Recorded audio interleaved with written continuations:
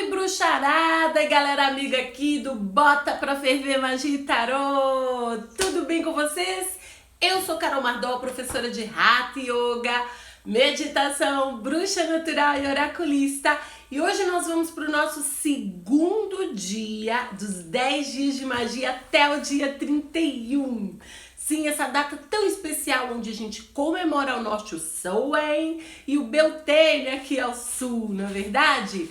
Sim, mas o Samhain é uma celebração tão linda, gente, é uma egrégora maravilhosa que sim, eu celebro os dois aqui, gente, mesmo porque a gente está pertinho da data de finados, não é verdade? Que também fala aí da nossa comunicação com os ancestrais, a nossa saudação aos ancestrais, mas isso a gente vai falar mais lá pra frente. Hoje o nosso tema é história da magia, tá? A história da magia, da bruxaria. E vocês devem estar se perguntando, Carol, quando surgiu a magia, a bruxaria? Foi na Idade Média? Foi nos anos 40 com Gardner? Foi no Egito? Galera, não. Na verdade, a magia, ela sempre existiu, né? O que a gente falou? A gente falou que magia, né, aquela nossa capacidade de transformar a realidade de acordo com a nossa vontade. Então, dentro disso, muitos escritores, muitos bruxos, muitos magos, estudiosos, dizem até que a magia, ela foi criada, ela surgiu assim que o homem conheceu o fogo. Né? Que o fogo, o que ele faz? Ele transmuta, nós vamos falar sobre os elementos. Ele transmuta, ele transforma, né? Quando a gente pega uma comida, cozinha e transforma aquele alimento numa outra coisa. Na verdade, quando a gente queima uma erva para defumar, um incenso, né? Sim, muitos estudiosos acreditam nisso. Outros acreditam que a magia, ela precede até mesmo a humanidade, gente. Que até antes da humanidade a magia já existia. Eu sou uma dessas que acredita nisso, mas vamos lá. Então, galera, a magia, por que eu digo que ela sempre existiu? Ela sempre esteve aí em tudo desde a criação da humanidade. Por quê? Porque a gente pesquisadores, né? Aí antropólogos, arqueólogos encontram ali nas pinturas rupestres, tá?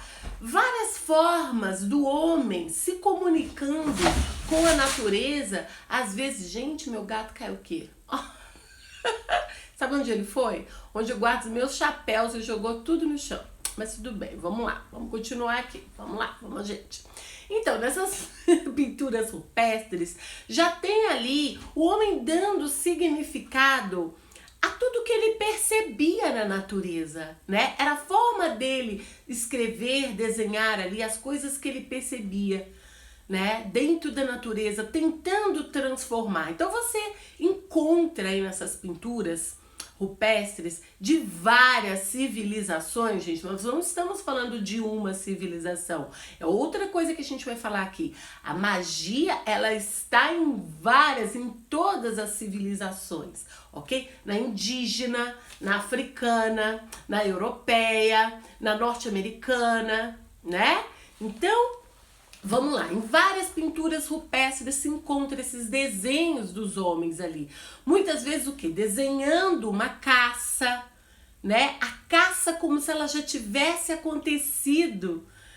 Entende isso? Fazendo muita coisa que a gente faz hoje em dia, né? Quando a gente trabalha dentro da magia, que a gente faz a visualização, visualizando já aquele nosso desejo ali realizado, eles desenhavam muitas vezes aquela caça ali já sendo vitoriosa, aquela pesca, aquela colheita já sendo vitoriosa, né? Isso é chamado de quê? Magia simpática. Não é verdade? A forma como a gente visualiza, atraindo para nós aquilo que a gente quer, como se já estivesse pronto. Pois é, lá atrás eles já faziam isso. Olha que coisa linda. Sem contar, galera, que o homem, ele sempre observou a natureza. né? Ele sempre quis esse contato com a natureza para ele era tudo.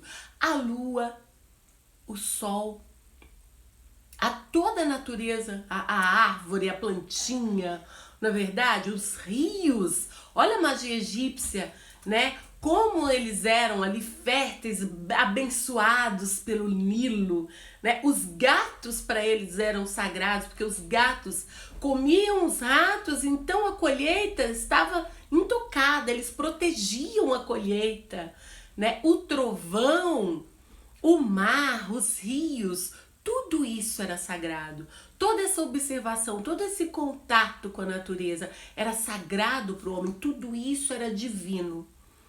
Entende? Tudo isso era divino. Então ali, lá nessa época, bem distante, tudo era natural, né? Não existia-se ainda uma ritualística propriamente dita. Era natural observar isso e sentir essa conexão e buscar desses deuses, né? O mar, a lua, o sol, buscar uma bênção desses deuses. Tipo, vem sol, vem um pouquinho antes, né? Essa celebração, porque o inverno muitas vezes ali, principalmente nas civilizações europeias, era gelado, né? Esperavam a primavera, ansiavam pela primavera com toda alegria, pedindo a bênção daquela estação, né? As luas com as marés, não é verdade? Também a gestação das mulheres, eles pediam para que a terra abençoasse, né, determinadas ervas, determinados alimentos. Eles já começavam ali a observar que tudo isso fazia total diferença, né? Total diferença. As ervas que comiam, a hora de plantar, quando nascia aquela semente. Então toda essa observação, né? O homem começou a se conectar completamente ali com a natureza. Para quê? Para poder transformar a realidade de acordo com a sua vontade. Afinal, a magia não é isso? Então, de acordo com a sua vontade, se eu plantar hoje, vamos supor que a estação do mamão, eu não sei qual que é a estação do mamão, tá? Mas vamos supor que a estação do mamão é inverno, tá? Que a estação do mamão é o inverno. Então a gente não pode, ele vai dar frutos no inverno, não é verdade? Então a gente não pode plantar no próprio inverno e achar que ali naquela exata hora o mamão vai nascer. Ele vai precisar do ciclo. Lembra que a gente falou dos ciclos? Ele vai precisar do ciclo, daquela semente, não é verdade? Então o que o homem fazia? Ele se conectava com a terra, com o melhor momento da terra, com o melhor momento do sol, pedindo a bênção das águas da chuva, com o melhor lugar para plantar, né? Para que tudo aquilo desse certo e tudo para ele, tudo ao redor era sagrado. Sim, com a descoberta do fogo, com certeza isso foi um boom, né? Porque o fogo transmuta realmente, né? Ele transforma as coisas, ele transforma o alimento, né? Ele queima, ele faz uma coisa que era de um jeito virar outra, né? Ele aquece, né? Então tem tudo isso realmente. Gente, e a gente tem que lembrar que nós estamos falando de história da magia. Então a gente tem que entender qual magia. Entende isso? A magia tem vários braços. Tem a magia indígena, né? A galera aí que frequenta muito o xamanismo atual. A magia indígena, toda aquela consagração das ervas, todo aquele envolvimento ali das tribos, da forma deles, daquela civilização. Oi, Jadson! Daquela civilização.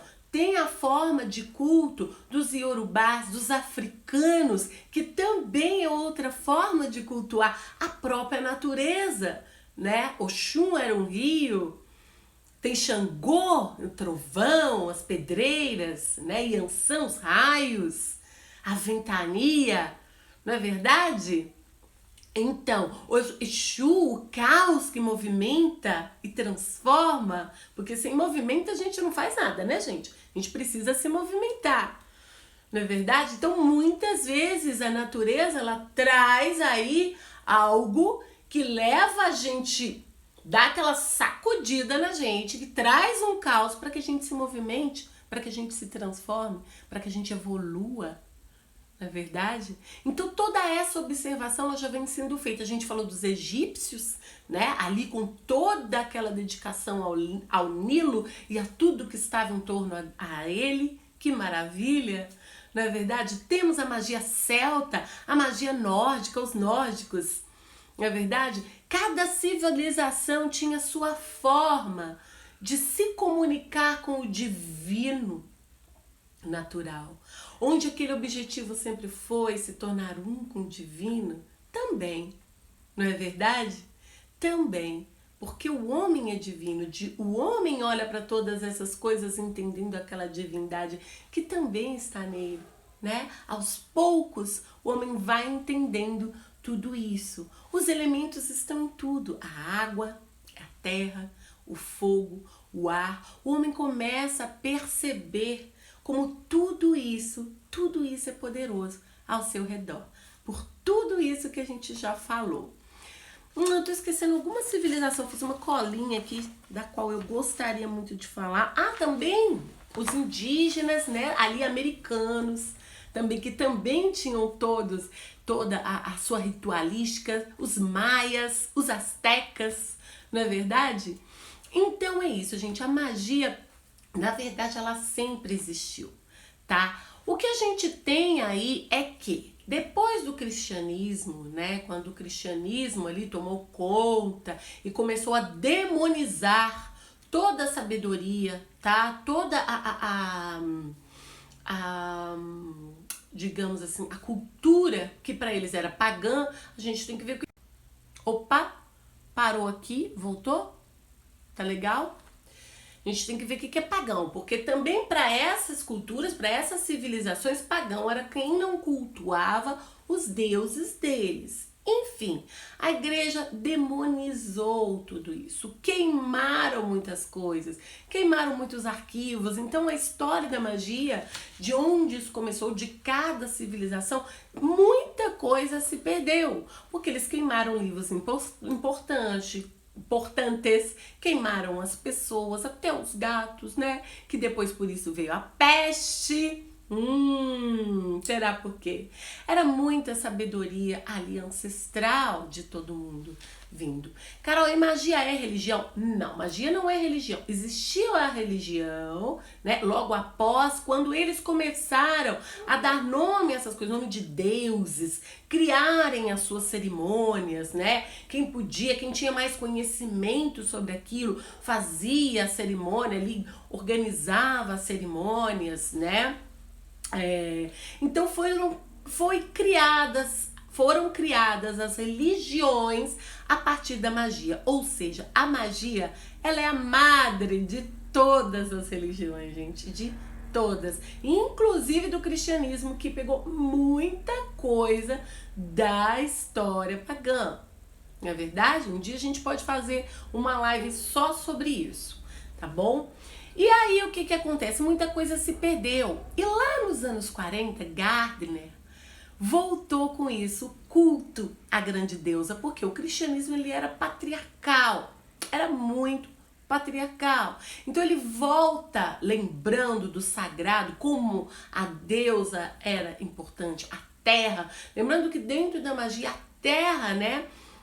Ali para algumas civilizações, a terra ela era a deusa mãe, a colheita, né? A abundância ali naquele momento, toda a gestação dos frutos para que aquilo crescesse, a mãe, né?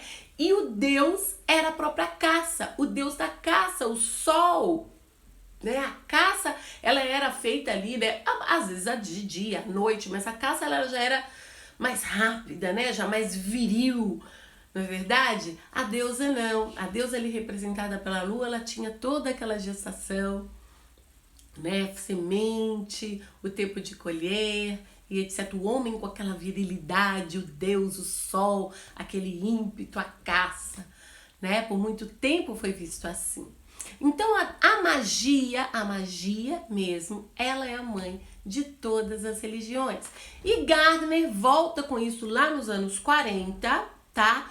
trazendo aí o culto à deusa mãe, trazendo a Wicca, resgatando ali o que se podia resgatar dessa ancestralidade, desse conhecimento da natureza que existia nos povos antigos ali, né, daquela civilização. E existem várias civilizações. Então hoje o que a gente faz? Os bruxos, as bruxas, magos, estudantes de magia, a gente agrega, sabe? Busca o conhecimento de todas essas vertentes da magia, não é verdade? Porque todas elas são maravilhosas, todas elas são benéficas e todas elas são parecidas.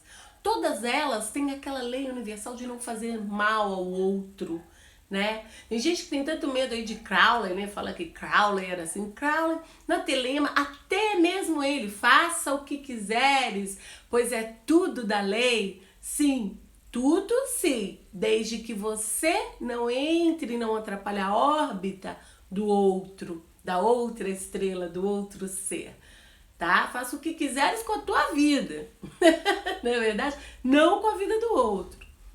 Lembrando sempre que outra coisa dentro da magia que a gente observa é que tudo na vida, né, tem ação e reação. Então é muito importante que a gente escolha, seleciona mesmo, faça o que quiser. O que você vai fazer? Você vai colher. Lembra? A natureza, o que a gente planta, a gente vai colher. Seja isso dentro das nossas ações. Ah, sim, as civilizações hindus, gente. As civilizações orientais, a magia chinesa, a magia hindu, a magia japonesa. Essas estava tentando lembrar. O hinduísmo, tão mágico, tão maravilhoso, também oriundo aí do xamanismo, dessa magia ancestral tão incrível. Então, tudo isso, porque eu tô falando agora do hinduísmo? Porque a palavra karma, ela quer dizer ação. Então, é da maneira que a gente age, aquilo vai te trazer uma reação. Mesmo que você não haja, entende? Existe aquele momento que a gente não age, mas com um intento. Aquilo também, o agir ou não agir, embora a natureza está sempre nos impelindo a agir, lembra que eu falei disso, né? O caos, como ele é importante, ela vai sempre nos impulsionar a agir. Tudo isso tem uma consequência, a ação ou a não ação, né? O você tomar uma atitude, sei lá, tá pegando fogo no lugar, você liga pro bombeiro, você agiu, alguém vem ali, apaga aquilo e salva as pessoas. Se você não age, as pessoas vão morrer. Também vai ter uma consequência, né? Disso falamos aqui. Então, galera, a história da magia é essa. A magia, ela sempre existiu. Que bom que Gardner veio resgatar tudo isso, trouxe a Wicca, que muitos aí estudam também as magias ancestrais da Umbanda, do Candomblé, né? As magias do Egito. E é isso, galera. A magia, ela sempre existiu e ela é, sim, a fonte de todas as religiões. E religiões é aquilo, gente. É uma organização, né, de dogmas, de preceitos, diferente do que era lá antigamente, que era tudo muito livre. Eita, Núzia! Lindona! Que era tudo muito livre, né? Então, eles criaram, sim. Depois disso, foram criadas, sim, religiões, seitas, né, ordens ali que tentavam organizar essa forma de transformar a realidade. Essas formas de conhecimento, à medida que o homem foi ganhando maior conhecimento dessas forças da natureza, né, a linguística foi surgindo, eles foram sim escrevendo, a escrita foi surgindo, a alquimia, aquilo era passado de um para o outro, escrito, não é verdade? Então aquilo foi ali, foram se formando sim religiões, ordens, onde as pessoas falavam sobre aquilo, se organizavam sobre aquilo, né, transmitiam aquilo para as outras pessoas. E foi o que Gardner também tentou fazer, resgatando, né, todo este conhecimento, trazendo aí a Wicca, ok? Galera, muito bom estar aqui com vocês, espero que vocês tenham gostado da aula, tá? Quem não viu hoje vai poder ver amanhã, a gente vai deixar salvo aqui, vai deixar também no YouTube. Quero mandar um beijo para todos vocês, para os meus mestres de magia maravilhosos, principalmente o seu Gilberto Melo e o Marcelo Ferro. Um grande beijo no coração de vocês. Abençoados sejam e namastê. Até amanhã.